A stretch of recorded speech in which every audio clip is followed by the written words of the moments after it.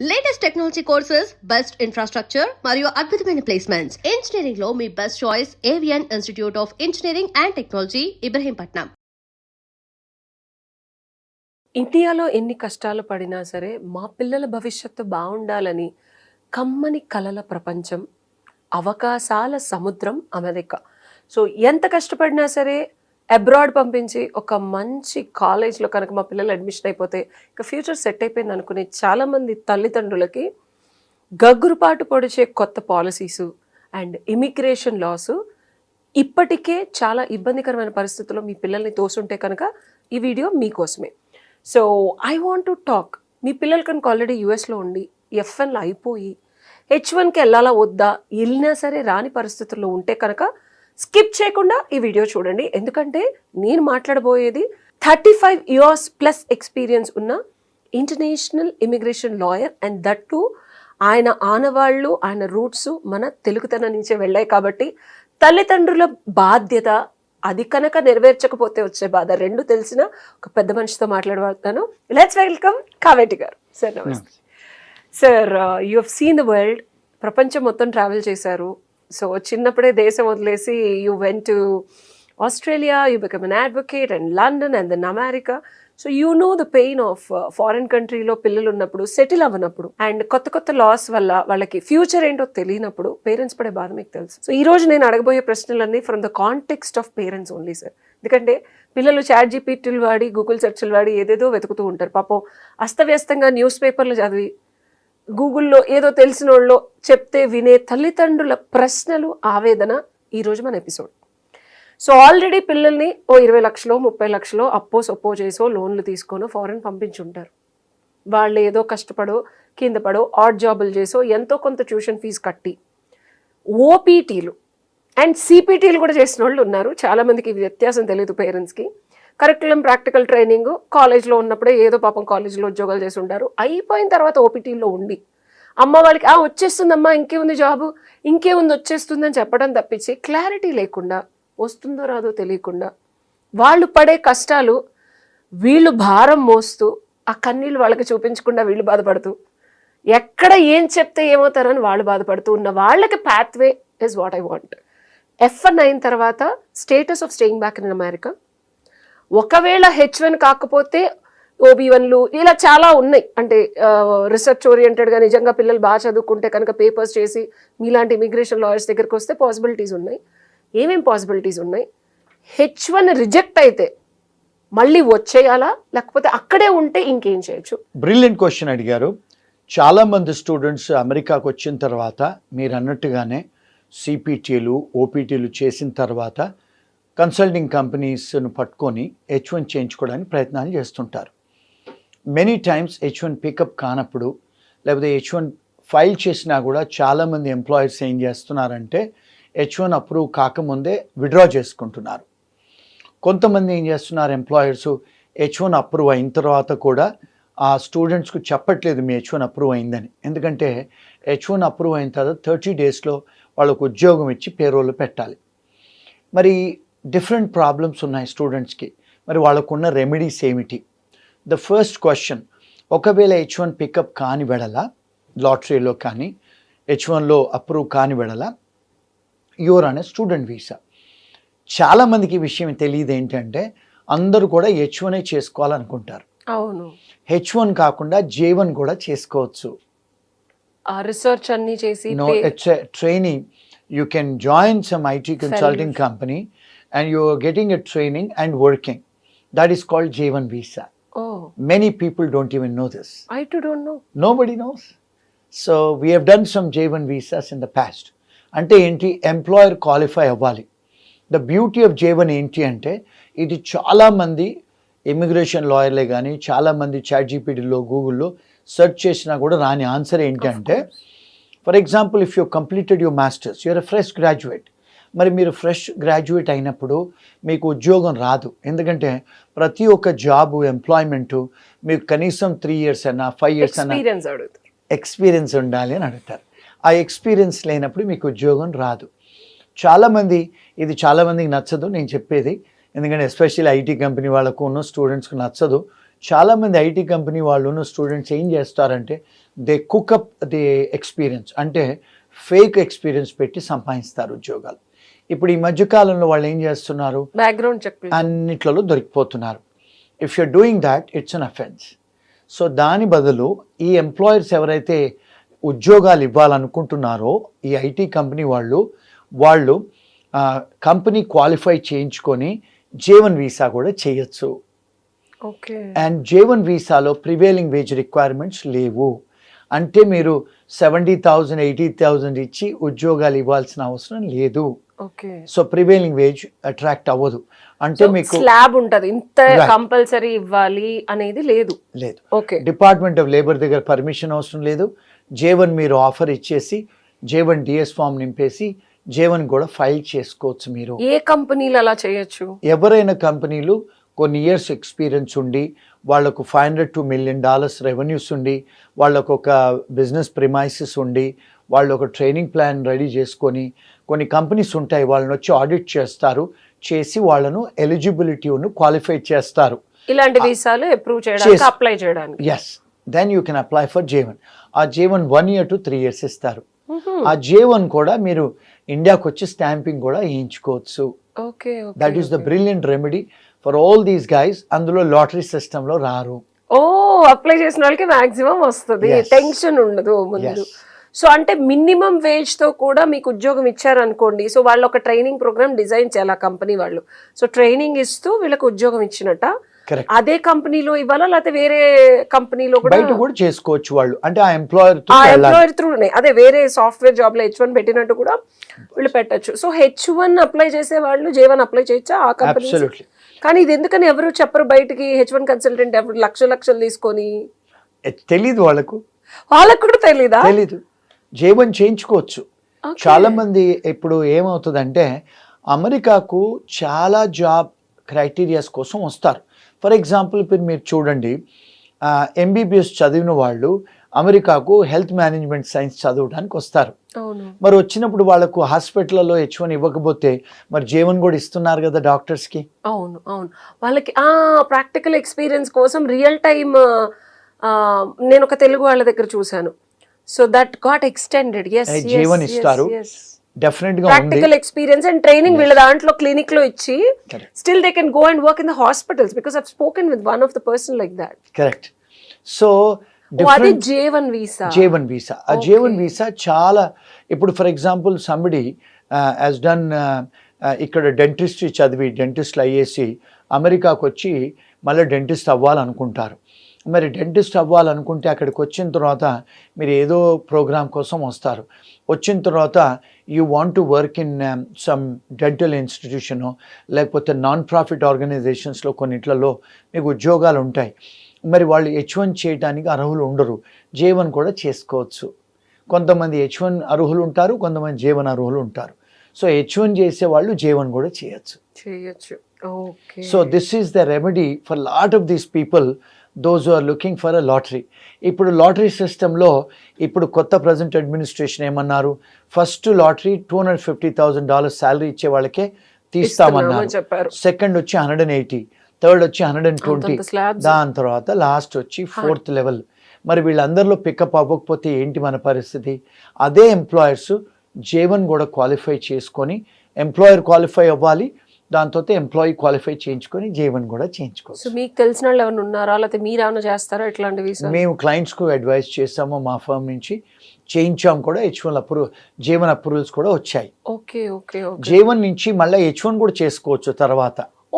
There is no restriction. So J1 లో eligibility ఉన్నప్పుడు H1 apply కూడా మనం ట్రై చేసుకోవచ్చు. బట్ స్లాబ్ లో చూసుకోవాలి, ఎంత స్లాబ్ అనేది చూసుకోవాలి. And employer can still file and try. Pick అయినా అవ్వకపోయినా 1, 2, 3 లో. So that's a legal stay back. Absolutely legal remedy. Srirama రక్ష. Absolutely yes. ఇంకోటి ఏంటంటే చాలాసార్లు చాలా మందికి తెలియదు ఇవన్నీ. ఎందుకంటే F1 నుంచి H1 రాకపోతే మళ్ళీ F1 చేసుకుంటారు, మళ్ళీ ఇంకో మాస్టర్స్ చేస్తారు, డబుల్ మాస్టర్స్ చేస్తారు, మళ్ళీ ఇంకో మాస్టర్స్ చేసి మళ్ళీ PhDలు చేస్తారు. ఇప్పుడు ప్రజెంట్ అడ్మినిస్ట్రేషన్ పాలసీస్ ఏంటంటే అది కూడా మార్చేస్తున్నారు. ఏమంటున్నారంటే మీరు సెకండ్ మాస్టర్స్ థర్డ్ మాస్టర్స్ చేయడానికి లేదు, మీ ఆబ్జెక్టివ్ ఏంటి, ఎందుకు ఉన్నారు ఇక్కడ, ఎడ్యుకేషన్ ఆబ్జెక్టివ్ ఏంటి, ఇంటెన్షన్ ఏంటి, ఎందుకు వచ్చారు, ఎందుకు కంప్లీట్ అయిన తర్వాత ఎందుకు ఉండాలనుకుంటున్నారు, ఆ మార్పులు చేర్పులు కూడా చేస్తున్నారు. ఇప్పుడు ఆ మార్పులు చేర్పులు చేస్తే మన వాళ్ళు అక్కడికి వచ్చిన వాళ్ళు ఒక F1 నుంచి ఒక మాస్టర్స్ చేసి మళ్ళీ ఇంకొక మాస్టర్స్ చేయడానికి వీలవ్వదు. పిహెచ్డీలు చేస్తే ఉన్నా వీలవుతుందేమో, but PhDs are very expensive and time taking. 4 years, 5 years. When I was in Utah back in 2008, ఏదో ఫియాన్సీల్ని స్టూడెంట్ వీసాల మీద తీసుకొచ్చేసారు, ఏదో రకంగా తెచ్చేశారు, and they got pregnant and they enrolled into PhDs. Masters నుంచి పిహెచ్డీస్కి పర్లేదు extended.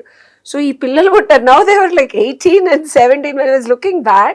It took them 6 years to finish their PhDs and the kids were grown up and still living in the student facilities, and it was very tough because PhD is so extensive in America. They have to put their ఏదో మన add జాబులు చేసి డబ్బులు సంపాదిస్తామని కుదరదు. And it's too tough to north Indians, mostly Telugu వాళ్ళు అంత కష్టపడరు.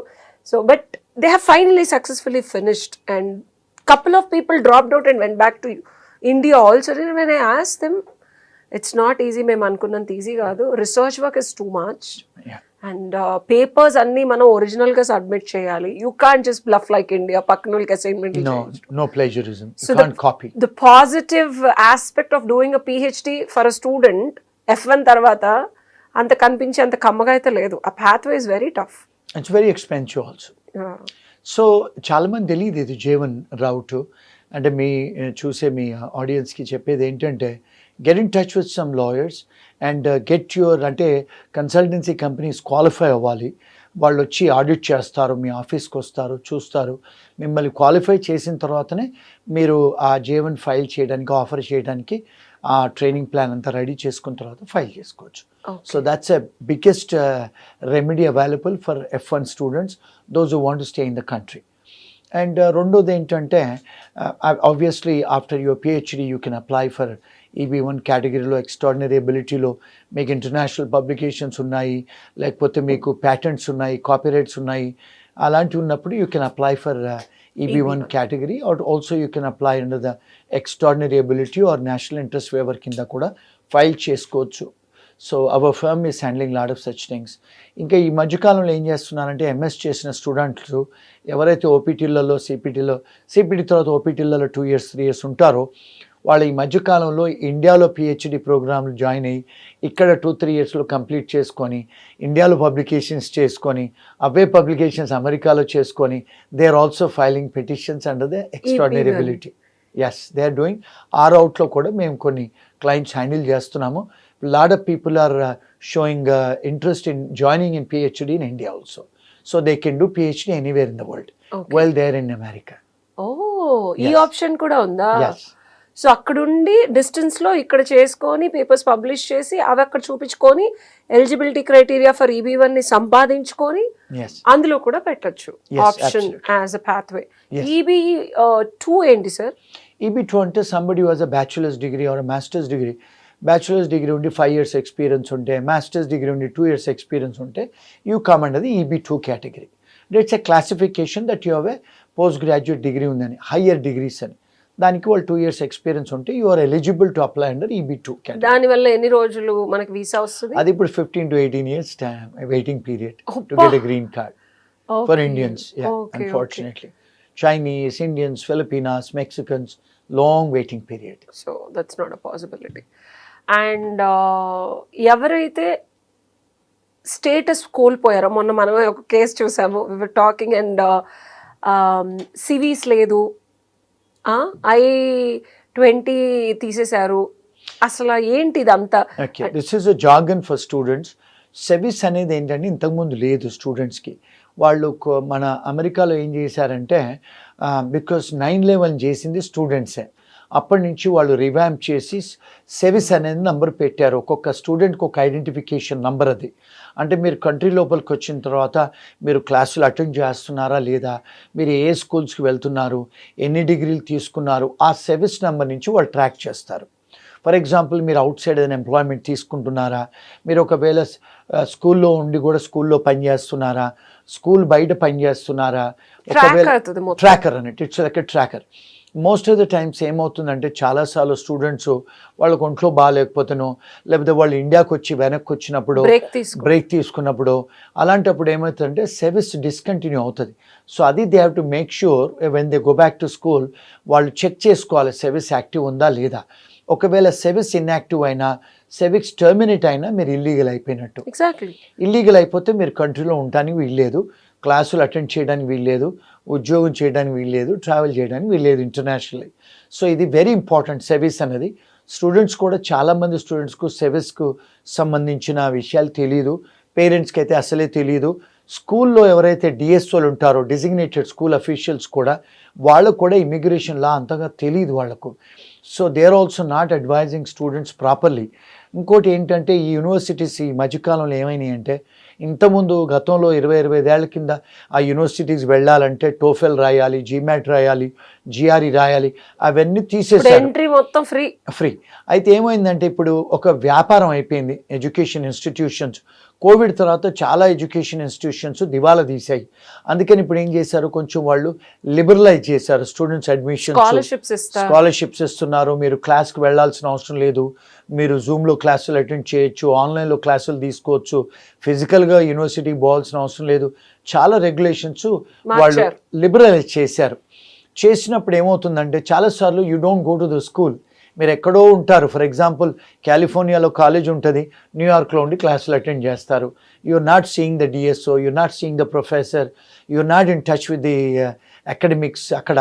సో అలాంటప్పుడు ఏమవుతుందంటే ఈ మిస్కమ్యూనికేషన్, కంప్యూటర్స్లో మనం ఐటీలో ఈమెయిల్స్ చేయటం, ఫోన్లలో మాట్లాడటం, ది కమ్యూనికేషన్ గ్యాప్స్ వచ్చేసి సర్వీస్ టర్మినేట్ అయిపోతుంది, కొన్నిసార్లు సర్వీస్ కంప్లీట్ అని వస్తుంది.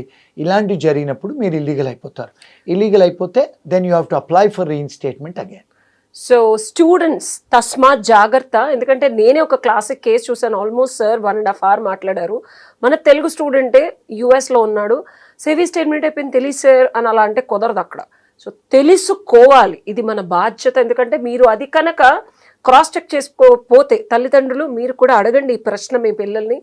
ఇది యూనివర్సిటీలు మారి లేకపోతే కాలేజీలు మారినప్పుడు అనుకోకుండా తెలుసో తెలియకో సార్ చెప్పినట్టు దీనికి ఒక ప్రాపర్ స్క్రూటినీ ప్రాసెస్ కాలేజీలు కూడా ఇచ్చిన వెసులుబాటుల వల్ల యాక్టివ్గా ఉందో లేదో చూసుకోకపోవడం వల్ల మన తెలుగు పిల్లాడు ఆల్మోస్ట్ ఒక 1.5 years నుంచి లీగల్ స్టేటస్ లేకుండా స్టక్ అయ్యాడు. అది అతనికి కూడా తెలీదు.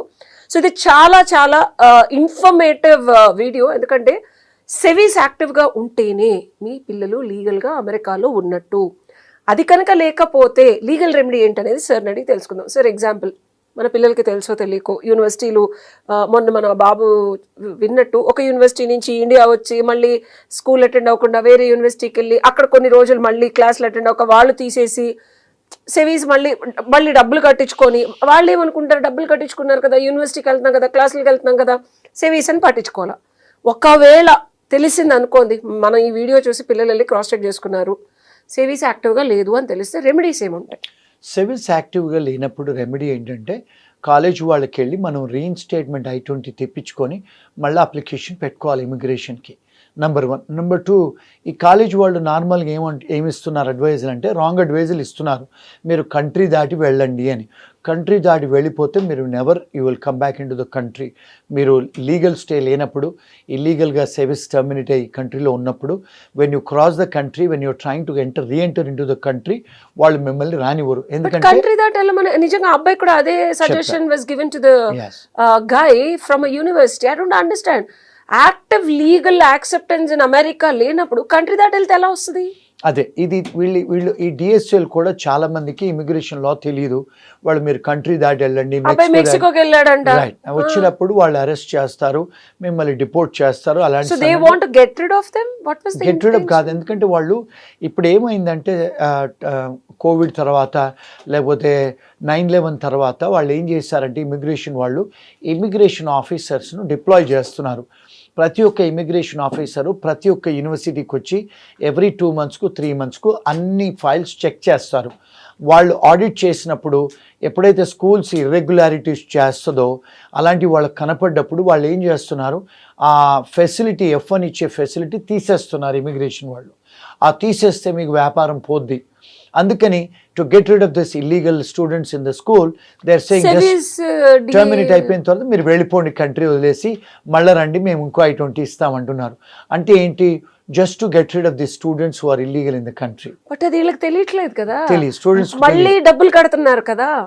మళ్ళీ మేము ఫోన్లు చేస్తే మేము మా ఫర్మ్కి అడ్వైజ్ చేస్తాం, మీరు బయట దేశాలకు వెళ్ళకండి, మీరు అదే చెప్పారు అబ్బాయికి. అండ్ మీరు చెప్పారు కదా లీగల్ గా 180 days లోపల అయితే you can apply for reinstatement. 180 days కంటే ఎక్కువ ఉంటే you can never come back to United States. There is a bar.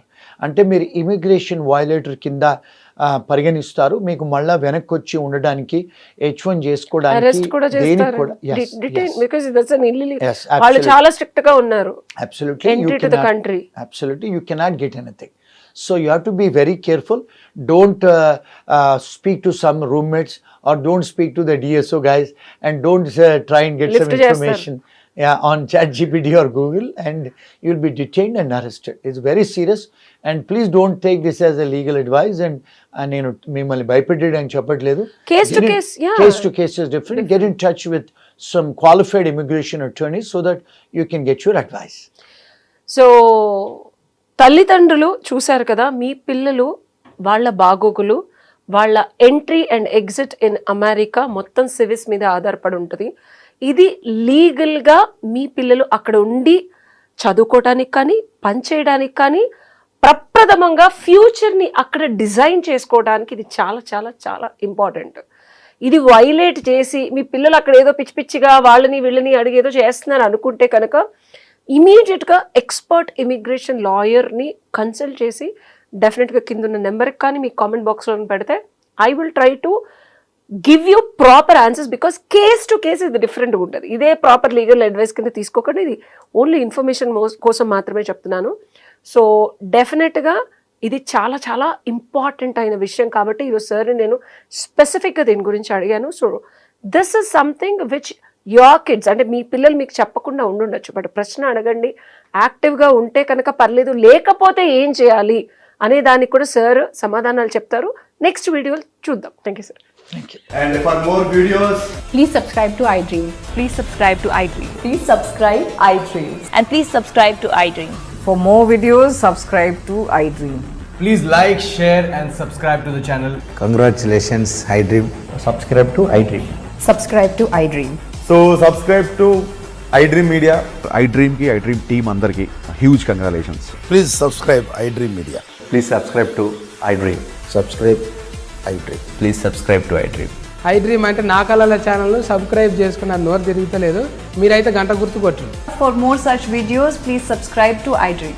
Subscribe to iDream. Please subscribe to iDream. Please subscribe iDream Media. Please do subscribe to iDream. Please subscribe to iDream Media. For best entertainment and information, please subscribe iDream. And don't forget to subscribe to iDream.